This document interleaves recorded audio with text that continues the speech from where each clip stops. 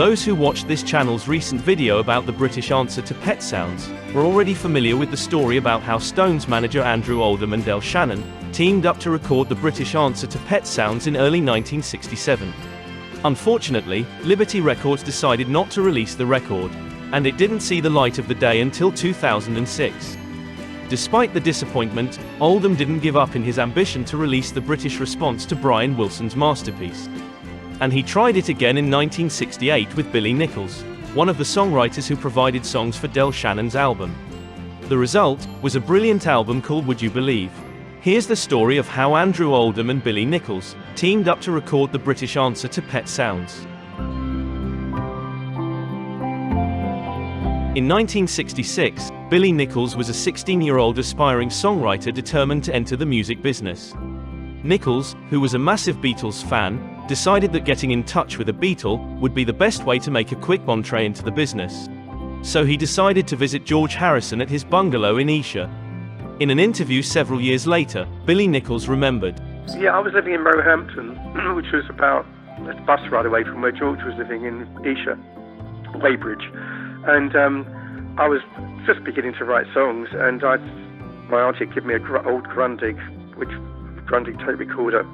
Well, what happened was I recorded some of my stuff. I went to see George, knocked on his door. I didn't know him, and he was very gracious and said, "Yeah, I'll have a listen to it." And I came back the week after, because he said, "Come back a week," and in a week's time I'll tell you what I think.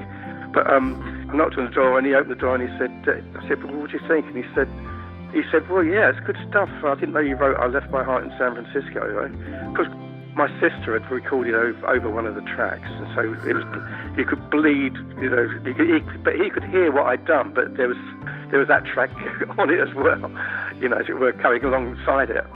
And but he said, "Well, what I heard in the background was really nice, so if you could do it again, come back," which I did, and he loved it. And after that, I'd come and visit him, and I'd play him stuff, and I started going, hanging out with him, really.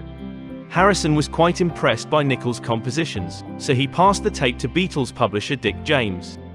The publisher, however, lost the tape, and as a compensation, Billy Nicholls was offered to record a proper demo at Regent Sound Studios in London. Oldham heard the demo, and he immediately got in touch with him. Nicholls was offered a job as a staff songwriter for Immediate Records for £20 a week. Apart from writing songs for other artists, Nicholls was given free rein to record as many demos as he wanted, at Regent Sound or Olympic Studios. A guy called Jeremy Paul brought in a song, and I loved it. And so did Ronnie Lane and Steve Marriott and the rest of the guys in the band. And they said, "Why don't we just go in and do it?" Because we had really, Andrew almost took over Olympic Studios in Barnes. And so we just went in one night when they were recording, and we did Would You Believe, a demo of Would You Believe. But once we'd finished that, and Andrew had got put his mark on it, Andrew decided he wanted to do an album with me. That's how it started.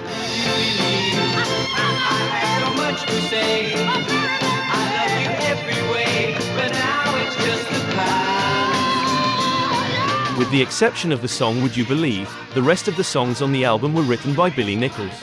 Apart from having Steve Marriott and Company as Nicholls' backing band on the song Would You Believe, Oldham also assembled an impressive backing band featuring many of the musicians who played on Del Shannon's album. Apart from playing bass on the record, future Led Zeppelin member John Paul Jones was also hired as an arranger along with Arthur Greenslade and Denny Gerard. And Glyn Johns was employed as the album's engineer. Just as it happened with Del Shannon's album, the fact that Oldham conceived it as the British answer to Pet Sounds doesn't necessarily mean that they were trying to replicate the sound of that record or trying to imitate Brian Wilson's compositions. It was meant to be the British answer to Pet Sounds in its approach to pop music. There are obvious Pet Sounds influences on the album, but the record is also reminiscent of the blooming British psychedelia from that period. The song Would You Believe was a perfect album opener. It blended the harmony pop of Brian Wilson with the excellence and youthful enthusiasm of the Small Faces. Steve Marriott also contributed to the song It Brings Me Down.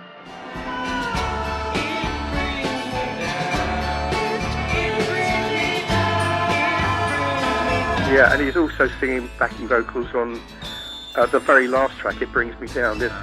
Both he and I are doing very free backing vocals at the very end of, and in the middle. I think Steve was singing backing vocals all the way through that song, yeah. And Marriott was yet again featured on Girl from New York, providing the signature guitar part that dominates the whole song.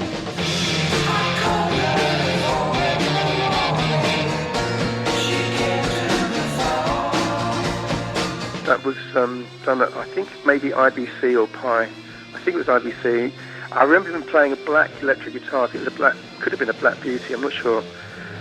There was Jerry Shirley on drums. It was the beginning, when Steve was looking around, the beginning of Humble Pie. He was using people that would have ended up in Humble Pie.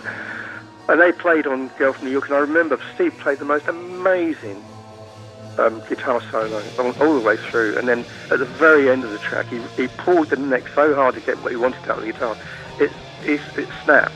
He snapped the neck in half.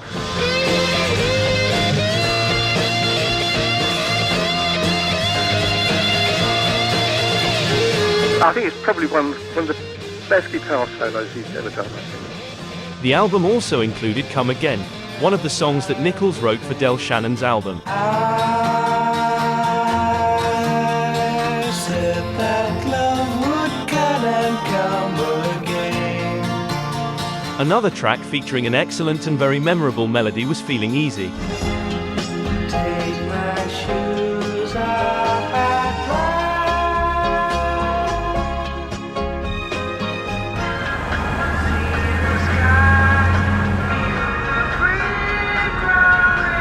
One of the big favourites among fans of this album is London's Social Degree. I have found a test that makes me think better. It's a London social degree. The song provides a brilliant snapshot of 60s swinging London. Spreading love around the world to everyone who wants to feel love, baby. Don't fight, baby. Another great time capsule is the song Portobello Road. Screaming children showing all the things they find. Nicky Hopkins' piano is reminiscent of his piano part on We Love You by the Rolling Stones.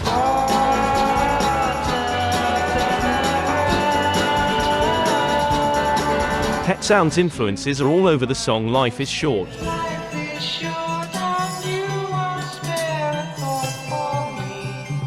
Girl, I know it. Daytime Girl, which appeared as the B-side to Would You Believe, is another song which features very obvious Brian Wilson influences. Kiss the ground. She has come from The full LP was scheduled to be released in April 1968. The first single, featuring the song Would You Believe, was released in January. That same month, a promotional picture of Billy Nicholls appeared on the cover of the New Musical Express. The single got great reviews in the music papers. The New Musical Express wrote, "A powerful and compelling rhythmic ballad, sung with a sense of urgency by Billy Nicholls." But the real credit goes to producers Steve Marriott and Plonk Lane for creating such a sensational sound behind the vocal. It's always fluctuating, ever-changing, and you never know what to expect next. There's strings, fanfare brass, thundering drums, concertina, and a fugal choir reminiscent of the Swingle Singers. It really makes you sit up and take notice. Journalist Penny Valentine from Disc Magazine also gave the single a positive review. This is here because I just like it. That's all. I would like to believe it was going to be a smash hit. It deserves to be, but having surveyed the other releases this week, it might have a tough time. Never mind, it's the sort of record you'll enjoy having. Unfortunately, by the time the record was scheduled to be released, Immediate Records was facing serious financial difficulties. And as a consequence, the record only achieved an initial promotional run of 100 copies before it ever hit the streets. This is the reason why original copies of the album have exchanged hands on Discogs or eBay for over £2,000. Well, unfortunately, we finished the album and it coincided with everything falling apart at Media. So I think 100 copies got pressed up for DJs to be sent out, which they did, I think. I mean, I've got a couple of copies. If we had spent the money that we spent on the album on getting behind it, it would have probably been quite a big album. But there you are, things happen like that, and I was friends with Andrew, and I was very, very disillusioned with the business. You can imagine I was still very young. Andrew bought a house in Connecticut, in Wilton, Connecticut, and I had a chat with him, and he said, what are you going to do now? And I said, I don't know. But he said, well, I've got this house in Connecticut if you fancy going over there and looking after it for a few months. It had a piano there, and it had a Hammond organ, and so I spent a wonderful 6 months in a lovely big house in Connecticut. And then the faces that came and stayed with me for a week, and they rehearsed Maybe I'm Amazed and stuff like that, and so we had nice times there. In 1998, Nichols re-released the album on his own label Southwest Records. And the record was made more widely available a year later when it was released by Sequel Castle Communications Records. Mojo magazine selected Would You Believe for the Mojo collection as one of the most significant albums in musical history. They were just the first songs that I wrote. That's the sort of stuff that I was writing at that time. I was 17 or something, and they were very naive in a lot of ways, But then it is a bit of a snapshot of that time, and it turned out to be quite a nicely recorded album, with some fantastic playing on it from different people. But no one can remember. It was all done in about a week or two.